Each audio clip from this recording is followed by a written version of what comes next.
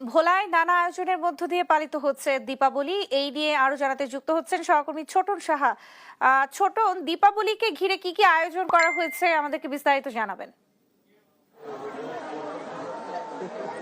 Nancy, আজকে থেকে শুরু হয়েছে দীপাবলি উৎসব এবং এটি চলবে দুদিন ব্যাপী। এবং আমি রয়েছি ভোলা পৌর মহাশ্মশান, এখানে বর্ণাঢ্য আয়োজনে কিন্তু এই মহাশ্মশান দীপাবলি অনুষ্ঠানটি হচ্ছে। এবং এখানে আমরা যেমনটি জেনেছি, আজকে মহাদেব পূজা অনুষ্ঠিত হবে এবং আগামীকালকে শ্মশান কালী মাতার পূজা অনুষ্ঠিত হবে, এমনটি আমরা জেনেছি। আমরা একজন পূজা উদযাপন পরিষদের নেতার সাথে কথা বলবো, সংক্ষেপে জানতে চাইবো আপনাদের এখানে পুণ্যার্থীদের ঢল কেমন নেমেছে।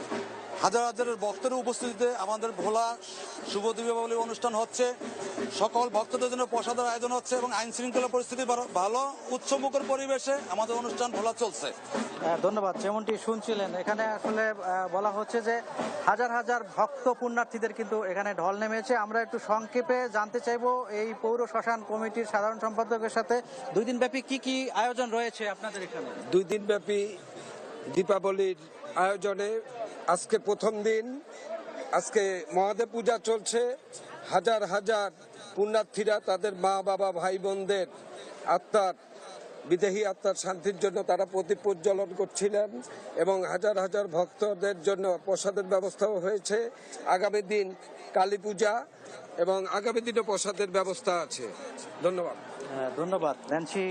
যেমনটি শুনছিলেন যে এখানে যে আয়োজন রয়েছে, এই আয়োজনে দুটি বিষয় রয়েছে, একটি হচ্ছে উৎসব, আরেকটি রয়েছে বিরহ। কারণ এখানে যারা সমাহিত হয়েছেন তাদের আত্মার শান্তি কামনায় কিন্তু এখানে স্বজনরা কিন্তু আসছেন, তারা মোমবাতি ফল দিয়ে তাদের আত্মার শান্তি কামনা করছেন, প্রার্থনা করছেন।